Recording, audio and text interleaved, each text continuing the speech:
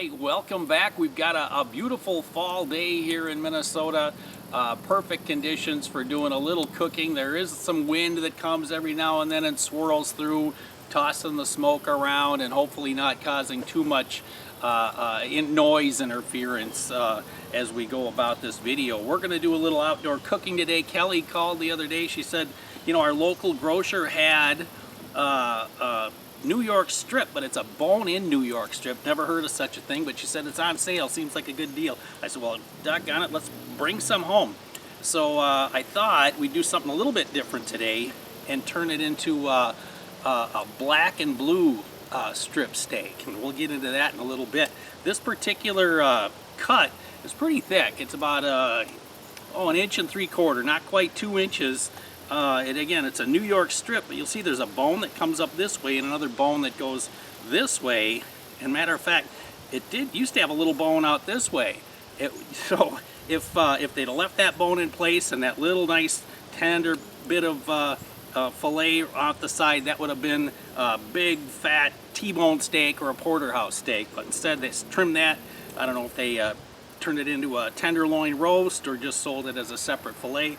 But anyway, we got a beautiful New York strip steak with the bone still in, something new.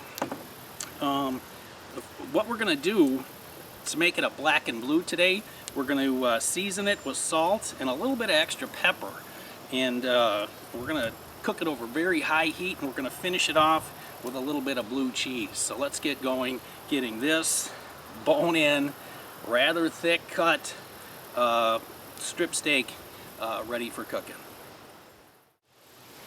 Okay, the first thing we're going to do is give this just a light coating of olive oil. Just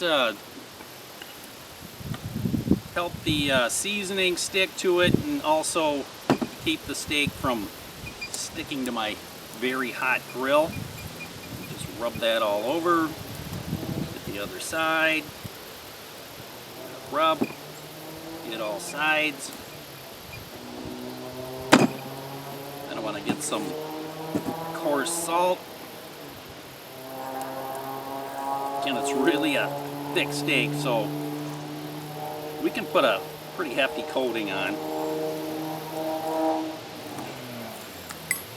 Some coarse black pepper.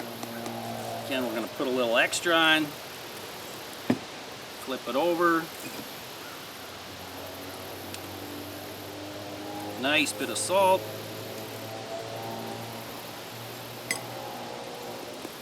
Good amount of pepper.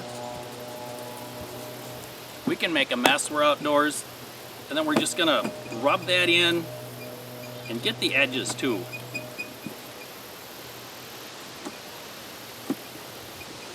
Now we're pretty well coated. We're gonna just let that sit. Might be another 10 minutes before our coals are ready, but we've got a well-seasoned steak, soon to be our black and blue New York strip.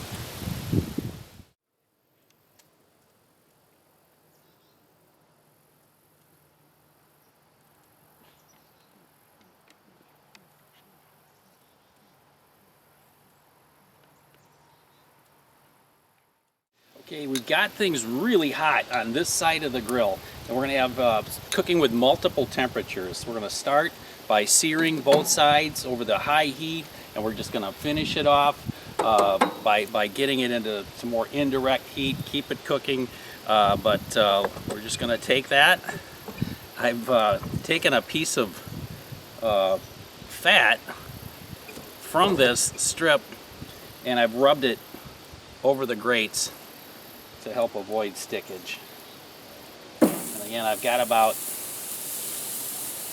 2.5 briquettes thick of Kingsford going right here. So it is quite hot, and we're just going to let that sear. It's going to push the juices to the center of the steak. We'll flip it after a bit. Just a couple minutes. We're going to go more by color. We don't want to overdo it, but we certainly don't want to underdo it. We really want to sear each side.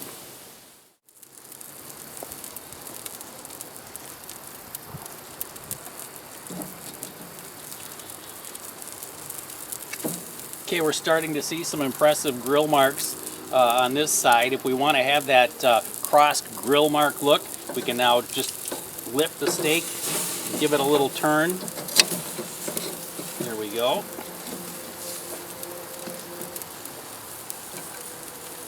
And let it go for a bit that way. There we go. Now that we got a good sear on that side, we're just going to flip it over.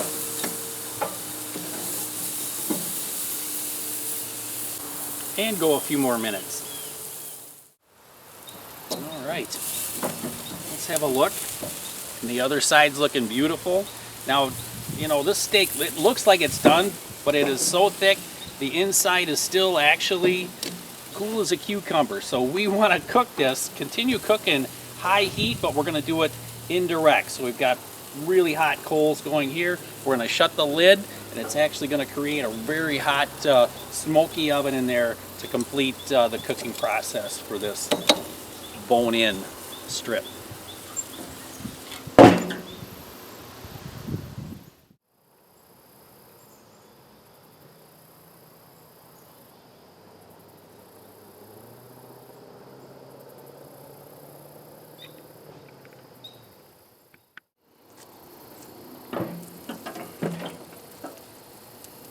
Right. A lot of people have different techniques for knowing doneness. They touch it, they feel it, they see it, but I don't know. I guess take the scientific approach. Right in the thickest spot, we're still at about 118. Very close. We're getting very close. All right.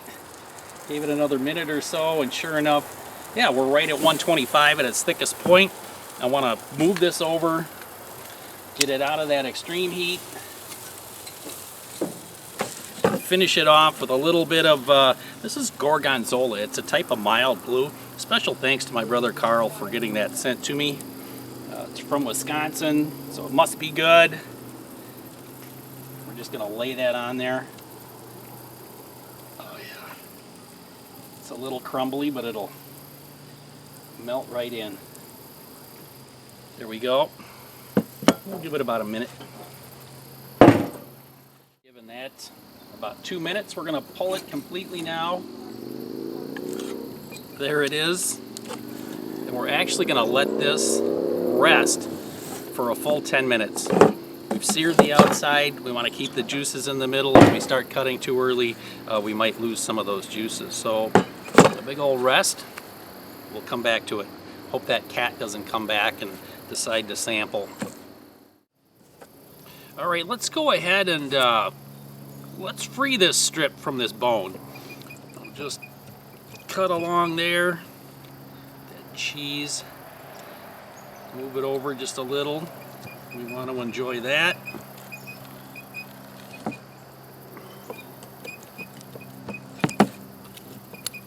Squeaky table.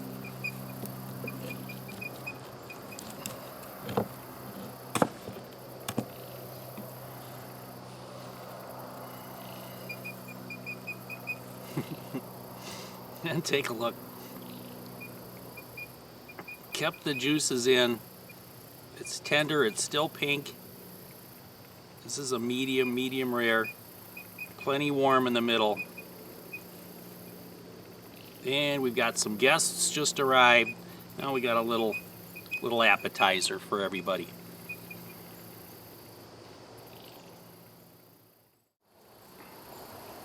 And there we have it. Our black and blue bone-in New York strip steak. It was simple, it was easy, and I love experimenting like this. Appreciate all the ideas coming in. Until next time, get out there and enjoy the great outdoors, and don't forget, cook outdoors while you still can. Thanks for watching.